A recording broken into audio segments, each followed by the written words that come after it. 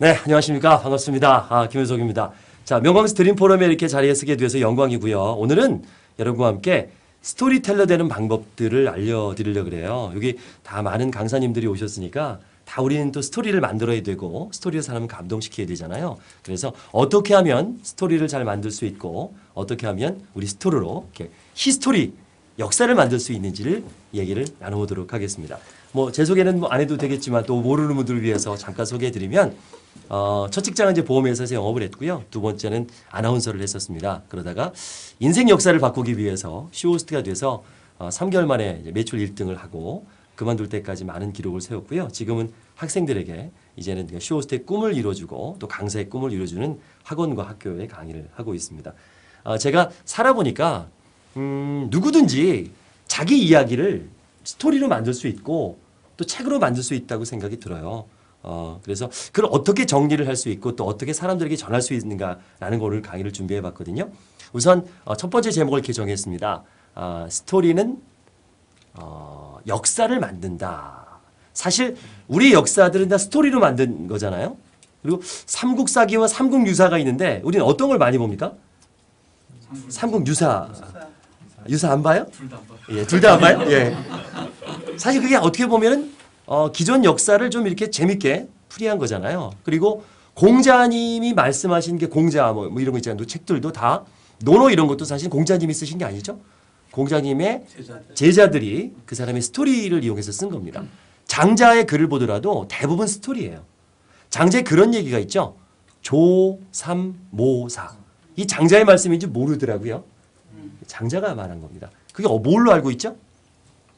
아침에 원숭이한테 도토리를 3개를 주니까 저녁에 4개를 줬더니 화를 내는 거예요. 너무 배고프다.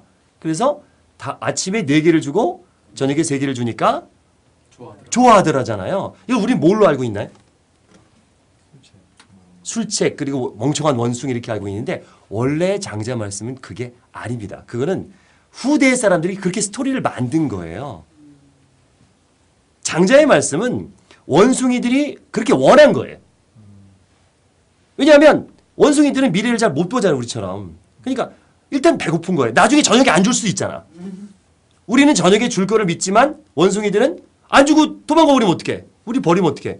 일단 우리는 많이 먹는 게 좋다. 처음에 많이 먹고 나중에 덜 먹더라도. 그게 원숭이들이 바란 거거든요. 그거를 이루어준 거예요. 그러니까 장자의 말씀은 상대가 원하는 것을 줘야 된다는 뜻인데 우린 그거를 스토리를 지금 어떻게 바꾸고 있어요? 원숭이 멍청하고 원숭이는 멍청하다. 잔머리를 쓰면 안 된다. 바보 같다로 우리가 스토리를 만든 거예요. 그러니까 우리가 만든 겁니다.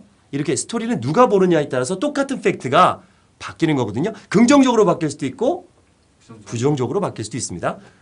스토리를 통해서 마케팅을 굉장히 많이 하잖아요. 뭐 에비앙 알고 계시죠? 네. 에비앙 어떻게 간 거예요? 그 근거는 모르겠어요. 뭐 에비앙 백작이 불치병에 걸려갖고 알프스의 어떤 산 속에서 물을 마셨는데 완치가 됐다. 그 물이 에비앙이다. 그때부터 사람들은 그 물을 마셨다라는 스토리로 알고 있어요. 모르는 거죠. 그 회사에서 만든 거니까 그것도 하나의 스토리잖아요. 대표적인 스토리가 말보로 스토리입니다.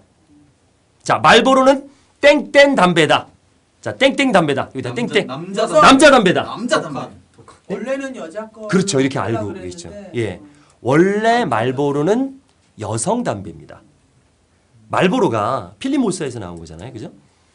그때까지는 다 담배가 옛날에는 20년대까지만 해도 그 필터가 없었어요. 그냥 이렇게 말아서 폈거든요. 종이에. 그러다 보니까 독한 거예요. 근데 처음으로 필터를 넣은 거예요. 그래서 말보로가 출시됐으니까 이건 순한 담배니까 참 아이러니하죠. 지금 말보로가 독한 담배인데. 그래서 나온 겁니다. 그래서 처음에 나올 때는 이렇게 광고가 이랬어요. 1920년대 말보로는 여자 담배였습니다. 24년에 출시가 됐는데요. 5월처럼 부드러운 담배가 말보로였어요. 근데 이게 잘 안 팔렸습니다. 잘 안 팔렸어요. 그러다가 1950년대에 이제 종전이 되고 많은 군인들이 이렇게 집으로 돌아왔잖아요. 그때 이 캠페인을 바꿔요. 말보로를. 자, 말보로를 앞자만 딴 거예요. Men always remember love because of romance over. 남자는 흘러간 로맨스 때문에 항상 사랑을 기억한다. 라는 스토리를 만들고 어떤 스토리텔링을 했냐면 1800년대에 그 지금 이제 MIT 공대의 전신인 학교에 다녔던 대학생이 있었는데 굉장히 했어요. 똑똑한 친구였습니다. 근데 사랑하는 여자가 있었어요. 그 사랑하는 여자와 너무 사랑했는데 집안 차이가 너무 많이 나는 거야. 그래서 집에서 극심한 반대를 하는 겁니다. 그래서 도망가자. 도망가자 했더니 여자는 그걸 못 버리는 거예요.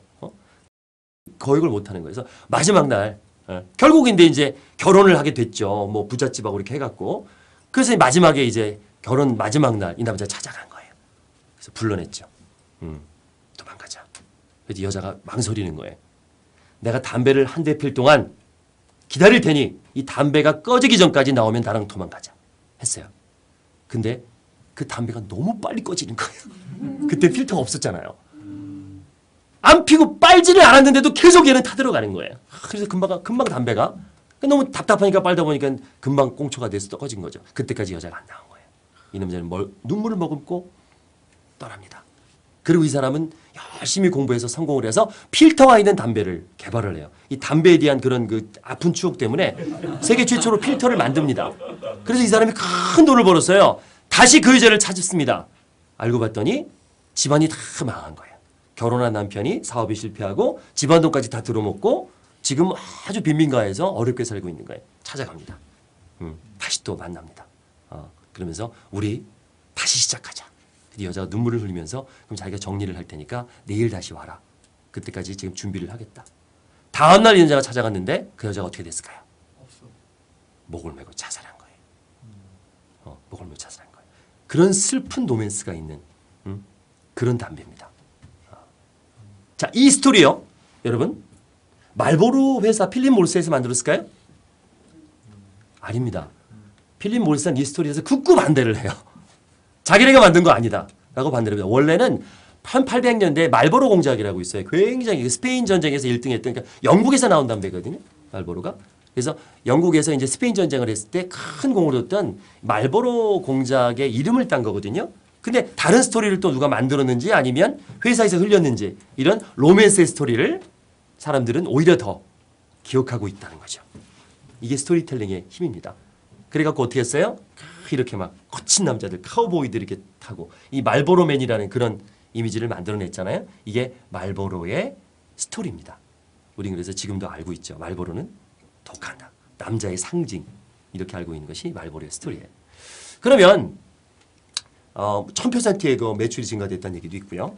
그럼 어떻게 우리가 스토리텔러가 되느냐 해서 스토리텔링의 필수 요소를 한번 제가 짚어봤어요.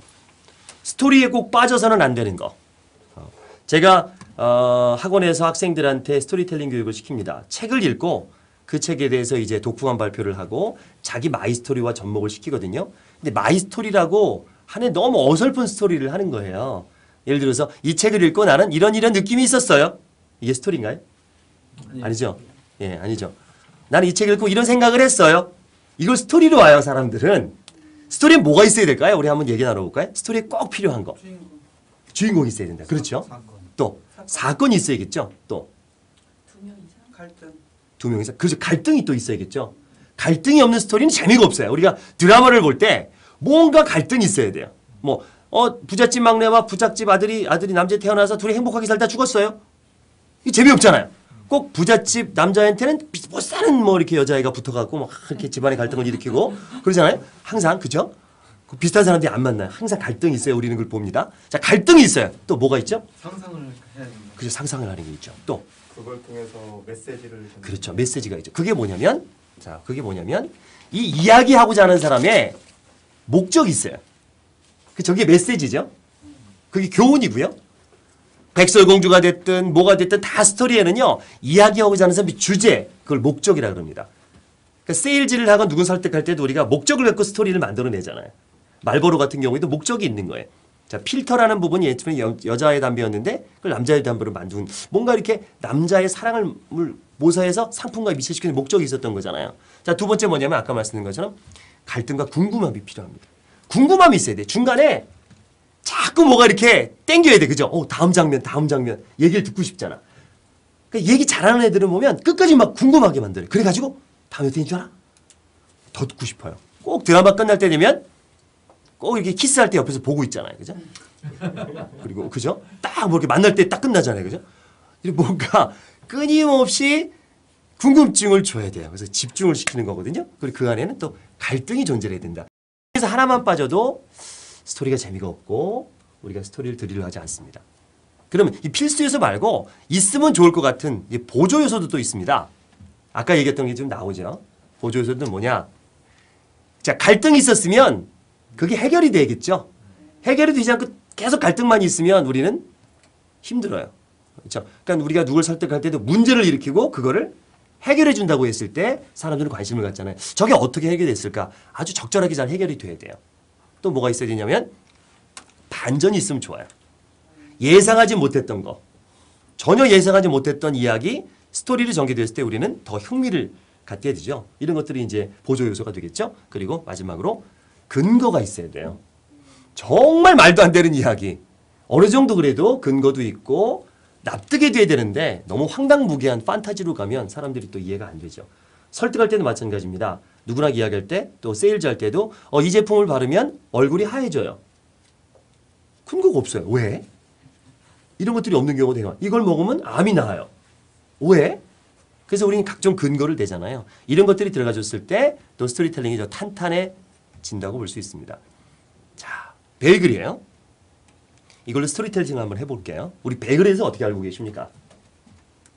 뉴요커들이 아침에 커피와 함께 먹는 그렇죠. 예. 그 세련된 직장인의 아침 식사? 자, 그런 이미지가 이게 떠오르죠. 그리고 거기에 대한 스토리가 있을 것 같죠. 이 베이글의 최초에 만든 사람은요, 1940년대에 2차 세계대전이 한참일 때에 탄생을 했습니다. 어디서 만들었냐면 독일에서 처음 이 베이글이 탄생을 하게 돼요. 누가 만들었냐? 독일의 아주 유명한 빵 장인이 만들었는데 거기에는 아주 아름다운 스토리가 있습니다. 유태인과 오랜 기간 연애를 해서 결혼을 했어요. 이제 전쟁 전에 만났죠. 그래서 행복하게 살았는데 이 나치가 집권을 하고 2차 대전이 일어나면서 모든 유태인들을 잡아갔잖아요. 자기 아내도 수용소로 잡혀갑니다. 이 빵의 장인은 자기 아내를 찾기 위해서 백방으로 노력을 해요. 그래서 어느 수용소에 갇혀 있다는 것을 알게 됩니다. 그리고 위장 취업을 합니다. 호텔에서 근무했기 때문에 경력이 좋기 때문에 내가 여기 수용소에 취업을 하고 싶다라고 했더니 흔쾌히 받아들였죠. 그래서 장교들을 위해서 정말 맛있는 빵을 만듭니다. 그리고 자기들은 뭐 밤마다 이렇게 빵으로 뇌물을 세서 그 매수를 했죠. 그리고 굉장히 친한 장교가 하나 생겨서 형 동생 하면서 부탁을 해요. 형님, 실은 내가 여기 온 목적이 있다. 내 아내가 여기 갇혀 있다. 아내를 빼다오. 근데 이 장교는 그럴 권한이 없습니다. 아무리 장교지만 수용소에서 유태인을 빼낼 수는 없습니다. 나는 그렇게 할 수 없다. 미안하다. 대신에 하룻밤은 내가 만나게 해줄 수 있다. 그 정도밖에 못한다. 미안하다. 그거라도 어디예요? 그래서 이 하룻밤 데이트를 위해서 이 장인은 생각합니다. 내 아내에게 어떤 맛있는 빵을 줄까? 생크림을 해줄까? 무슨 케이크 줄까? 막 생각하다가 이거는 소용이 없어요. 한 번밖에 못 만나니까 가장 알차면서도 보관이 간편한 든든한 빵. 이스트를 전혀 넣지 않고 단단하잖아요. 그 안에 많은 맛있는 야채나 그걸 집어넣은 거예요. 그래서 베이글을 만듭니다. 단단하게 만들어서 그걸 가져가죠. 일단 만났을 때 맛있는 케이크와 맛있는 먹이고 이거 싸줘요. 여보, 내가 기다려. 내가 당신 구해줄게. 구하기 전까지 이거 몰래 갖고 들어가서 먹어. 혼자 먹어야 돼. 이불 속에서 또는 다른 데서 혼자 먹어야 돼. 아내는 이 베이글을 꼭 눈물이 뚝뚝 흘립니다. 그리고 들어가서 이 베이글을 먹을 때마다 남편의 사랑을 생각하면서 정말 아름답게 결국은 못 만났죠. 베이글과 함께 이 세상을 떠나죠. 그래서 나온 게 이 베이글입니다. 그만큼 사랑이 담겨있고 영양이 담겨있는 빵이에요. 자, 여러분, 베이글을 먹을 때마다 이 생각이 나실 겁니다.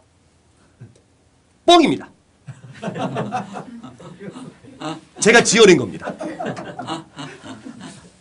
근데 보세요.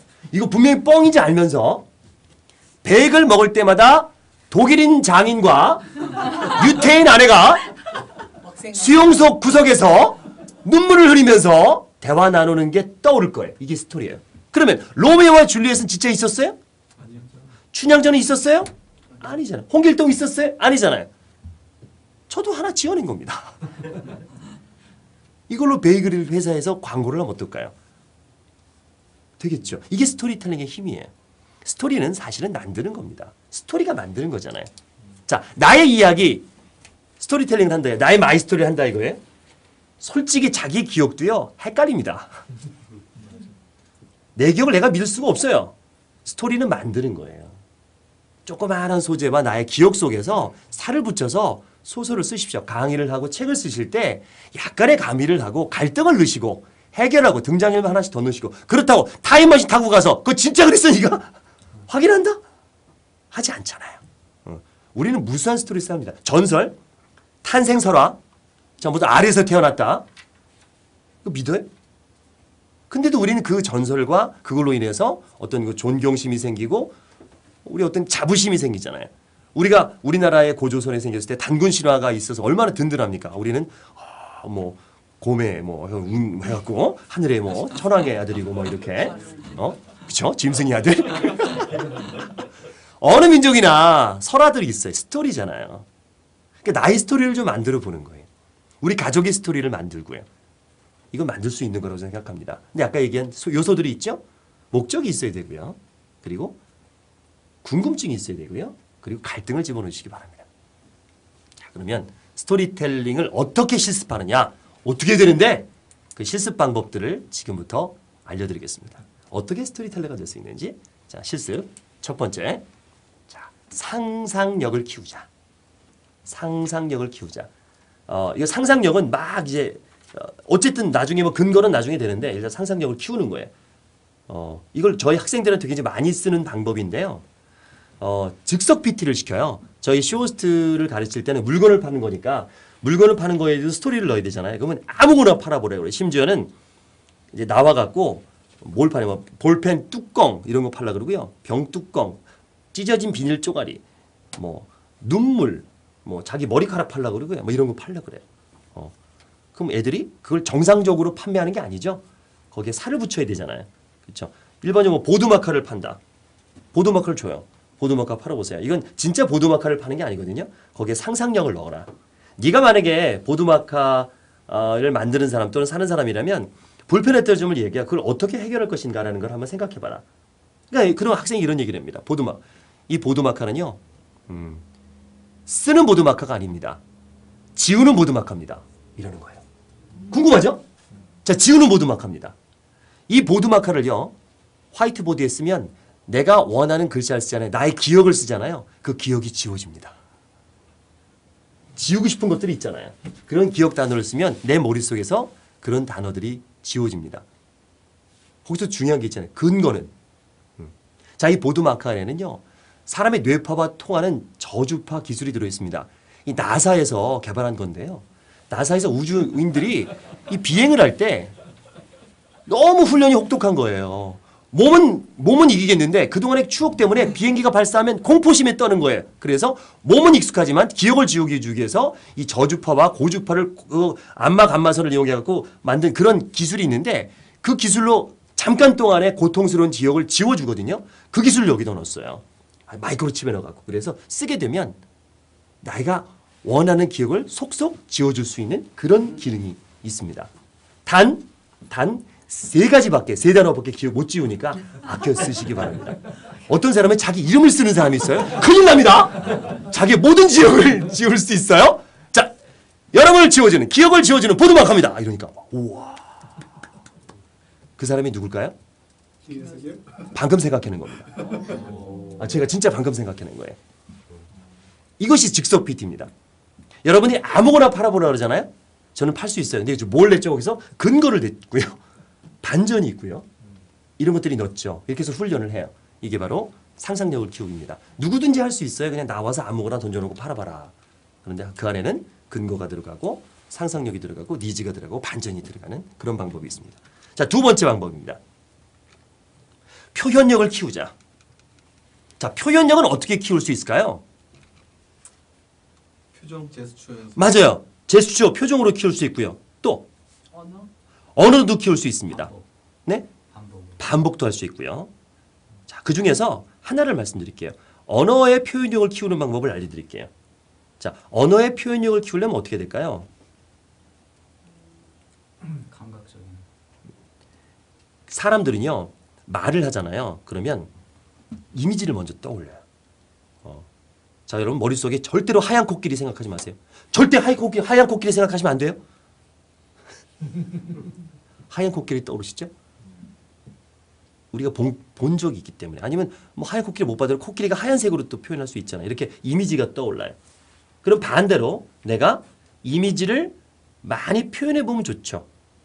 그래서 저는 쇼호스트 할 때 제자들을 또는 후배들을 어디 많이 들어갔냐면 인사동에 많이 들어갔어요. 그 미술관이 많잖아요. 미술관에 세워놓고 아무 그림이나 설명해봐. 네 나름대로 그 그림을. 그 표현력을 키우는 거예요. 예전에 라디오 시대 때는요. 임태근 아나운서가 동양화 전시회를 중계방송을 하셨대요. 라디오로.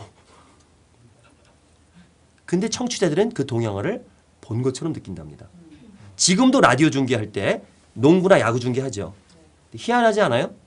우린 보고 있는 것 같아요. 그 상황을 농구 같은 경우에는요. 이 포지션이 있어요. 뭐 프리드로 라인 왼쪽에서 뭐 점프해서 슛 뭐 이렇게 들어가거나 레이업 슛 꺾어서 훅 슛 뭐 이렇게 그 우리가 그 사람 얼굴 떠오르잖아요. 뭐 강동희 뭐 슛 그러면 강동희 얼굴이 떠오르고 레이업 떠오른단 말이에요. 그 이미지가 떠올라요. 이미 사람들은 기억 속에 그 자기의 그 기억들이 있거든요. 근데 한 번도 먹어보지 못한 그런 음식을 얘기하면 떠오르지 않습니다. 아마존에 빼락꼬리라는 과일이 있어요. 얼마나 맛있는지 몰라요. 빼락꼬리 과일을 한번 드셔보세요. 안 떠올라요. 그러니까 사과 떠오르죠? 레몬 이런 거 떠오르잖아요. 그런 기억들 것을 끄집어내려면 내가 그런 표현들을 많이 해봐야 된다. 특히 그림 갖고 표현을 많이 해보면 좋아요. 그런 표현력 훈련을 많이 해보시기 바랍니다. 세 번째로요. 순발력을 키우자. 자, 이 순발력은 뭐냐면 전달력을 얘기하는 겁니다. 순발력, 그러니까 빠른 전달. 그러니까 똑같은 스토리를 얘기하더라도 어떤 사람은 잘 안 와닿는 사람이 있고요. 어떤 사람은 팍팍 꽂히잖아요. 이게 순발력입니다. 빨리 전달할 수 있는 능력이에요. 그러면 순발력은 어떻게 키울 수 있을까요? 순발력은 항상 여러 가지 알려드릴게요. 일단 직접 화법으로 말씀하시는 거예요. 직접 화법. 저희 어머님이요. 저한테 늘 이러셨어요. 효서가 돈은 써야 돈이야. 장롱이는 돈이 아니야. 돈은 제대로 써야 된다. 그래도 그 가치가 있는 거야. 오늘 여러분 돈 쓰는 날입니다. 그 가치를 느끼실 수 있는 날이에요. 오늘 결제하는 순간 지금 있는 5만 원이라는 돈이 어마어마한 가치로 변화를 하게 됩니다. 오늘 주문하십시오.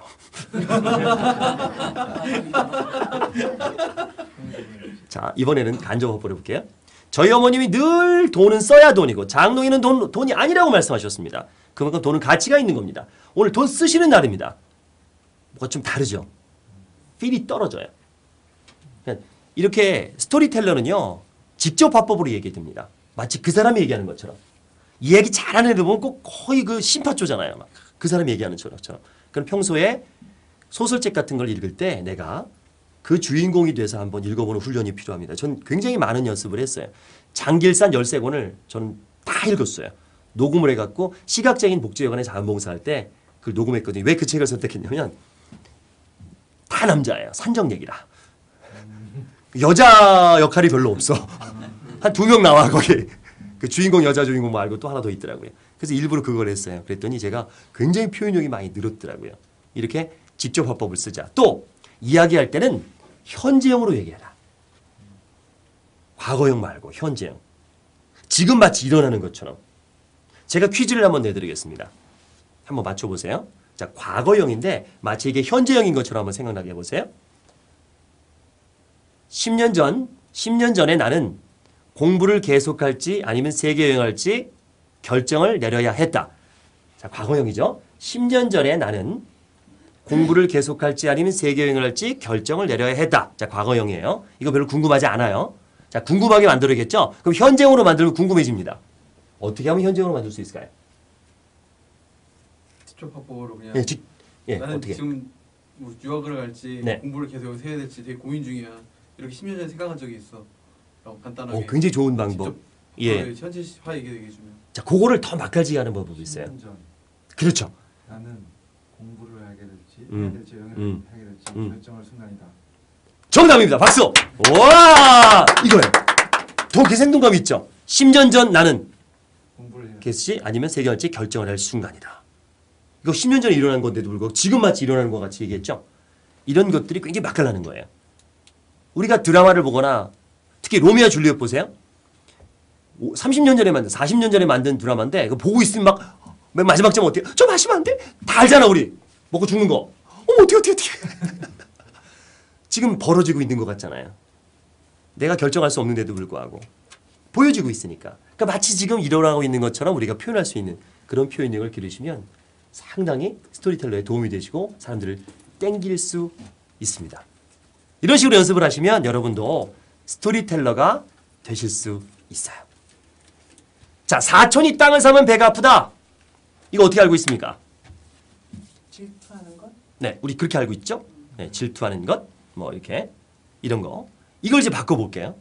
이런 것 그러니까 우리가 고정적으로 알고 있는 것을 역발상으로 계속 뒤집어 보는 겁니다. 그죠? 반전이 있으면 우리가 좋다 그랬잖아요. 이거 반전을 줘보겠습니다. 사촌이 땅을 사면 가서 일을 도와주기 때문에 배가 부족해야 된다. 좋은 스토리예요. 좋은 스토리예요. 맞아요. 사촌이 땅을 사면 아무래도 일을 많이 해야 되니까 내가 배가 아파서 일을 못 도와준다. 도와준다. 그것도 좋은 스토리입니다. 전 더 뒤집어 볼게요. 사촌이 땅을 사면 배가 아파요. 왜 배가 아프냐면 도와주고 싶어서요. 도와줘야 되기 때문에 배가 아파요. 이건 더 반전이죠. 그럼 왜 그럴 거 아니에요? 궁금해지죠? 땅을 산다는 건요. 농경사회에 땅을 산다는 건 뭡니까? 집 져요? 빌딩 져요? 대부분 농사를 지려고 하는 겁니다. 자, 농사를 지려면 뭐가 필요합니까? 씨앗이 필요하죠? 또 뭐가 필요해? 거름이 필요합니다. 거름이 많이 필요해요. 그만큼 거름은 옛날에는 다 인분이나 분뇨, 동물이 똥으로 했잖아요. 아, 사촌이 땅을 샀으니까 거름이 필요할 거야. 내가 도와줘야지. 빨리 똥을 싸서 그 인물을 도와줘야지. 그래서 배가 아픈 거예요. 그만큼 우리는 서로 도와주는 그런 민족인데 이게 일제시대 때 이 일본 사람들이 말이야, 야 니네 민족은 말이야, 조선 민족은 남들을 시기하고 질투하는 민족이야 라고 이걸 거꾸로 만든 겁니다. 원래는 그게 아니었어요. 우린 서로 도와줘야 됩니다. 나눠야 됩니다. 사촌이 땅에서 어떻게 된다고요? 도와줘야 됩니다. 자, 교훈 있고 목적이 있고 갈등이 있고 그죠? 해설을 하고 막 이게 다 있잖아요. 이런 걸 연습을 해보는 거예요. 역발상으로. 책을 봤을 때 우리가 토론도 많이 하죠. 자, 그 토론 대회 같은 거 하는 겁니다. 일단 책을 읽고 예를 들어서 모험심이 막 있는 무슨 뭐 허클베리 모험이라든가 뭐 이런 모험 있는 뭐 또 뭐가 있어요.